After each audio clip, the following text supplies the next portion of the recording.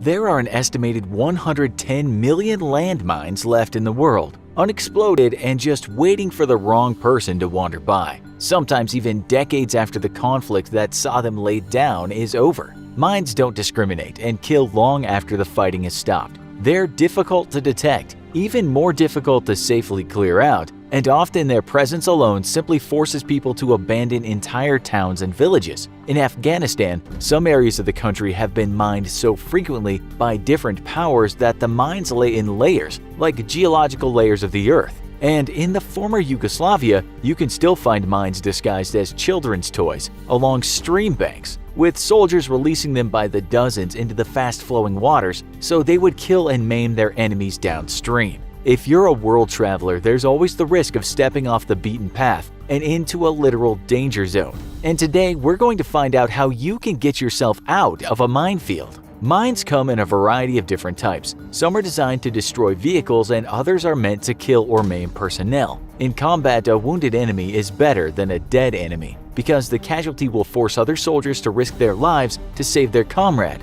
Thus, many anti-personnel mines aren't made to outright kill an individual, but rather just to simply maim them. Anti-vehicle mines are designed to take out heavy trucks, tanks, and you could stand on top of one or even do jumping jacks and never set it off. Even more sinister, some mines are designed to detonate only on the second or third activation, thus killing or wounding soldiers who travel along paths thought safe from mines. Generally speaking, mines come in two varieties. Anti-vehicle mines direct an upward explosive blast meant to penetrate the soft underside of a vehicle, while anti-personnel mines explode and generate a great deal of shrapnel so as to inflict maximum injury. Some mines, such as the American Claymore mine, are set up above ground, but most mines are buried by dirt layers so as to make them more difficult to spot. Modern mines can be deployed by aircraft, and some are even able to self-bury in loose soil a few inches. Other mines, typically those employed by terrorist or asymmetrical forces, are a little more than disguised IEDs, and historically these have taken the form of children's toys or objects that appear valuable.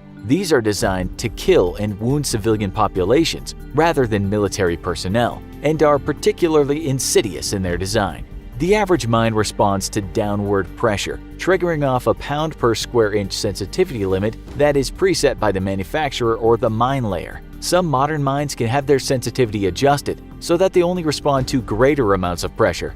This way, they avoid being detonated by small animals or children, and will instead detonate when a soldier steps on them. Most mines simply detonate their explosive while on the ground, while others contain a small amount of explosive charge which boosts the mine up into the air before a secondary explosion in the main body showers the area in lethal shrapnel. The infamous German S-mine, or Bouncing Betty from World War II, is the best example of one of these self-elevating mines, and proved to be wickedly effective at causing mass casualties. These mines generally achieved a lower absolute kill count, but instead achieved a far greater casualty count, and often this is the preferred outcome. In combat, it's better to wound many enemies than kill a few, as it will lower the amount of firepower your enemy can bring to bear and force him to divert resources to care for the wounded. So, what could you do if you found yourself stuck in the middle of a minefield? How could you get out and survive with most of your limbs intact? First is the most obvious. Turn around and retrace your steps, making sure that you step exactly in the same spot you did when you were blindly walking into the minefield.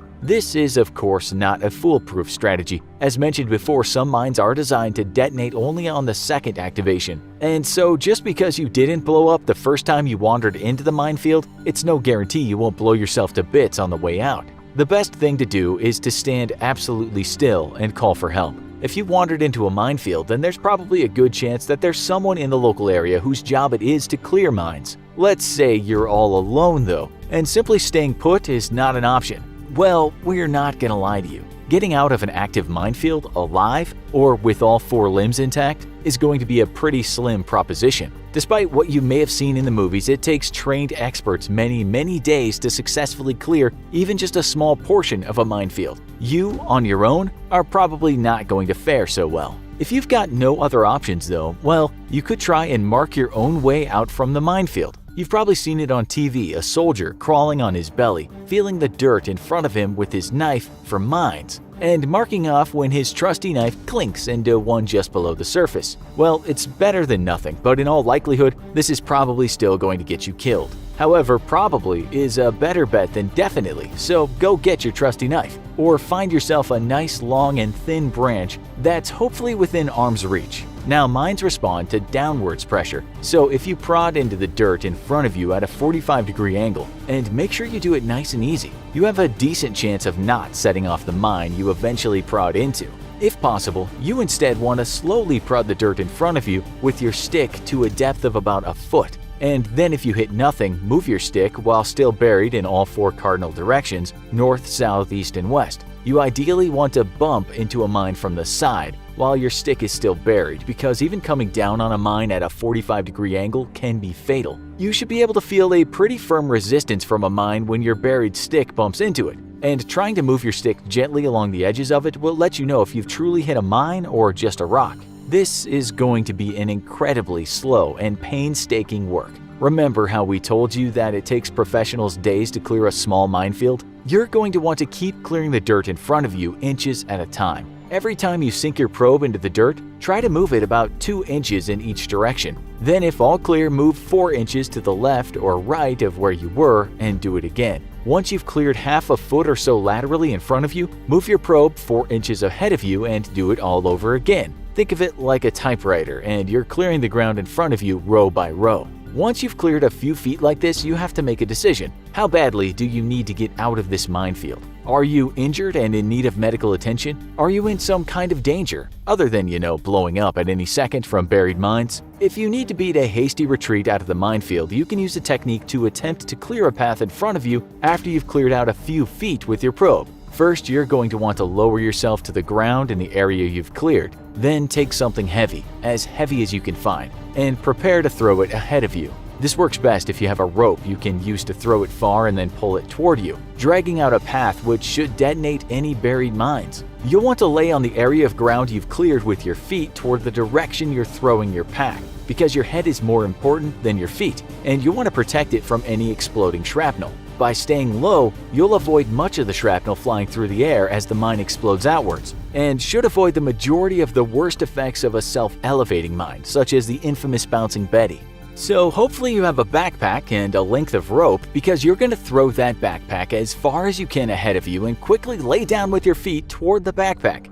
Then simply drag the backpack toward you and hopefully set off any mines in your way. Remember, though, not all mines go off on the first activation, so repeat this process a few times if nothing goes off. After the third or fourth time, you got yourself a path that is maybe clear of mines. We have to stress that in no way is this technique perfect, but it beats dying of exposure or of your wounds if stuck in a minefield. The sad truth is that outside of specialized equipment, even the best trained and armed soldiers in the world can do little to save themselves when stuck in a minefield. Odds are then that you, with no training and no equipment, are probably going to fare much worse. The techniques we highlighted in this video are in no way perfect, but if push comes to shove, they are the best chance you've got of making it out alive from a very terrible situation. How would you try and get out of a minefield? What other how-to scenarios would you like to see us tackle? Let us know in the comments, and as always, if you enjoyed this video, don't forget to like, share, and subscribe for more great content.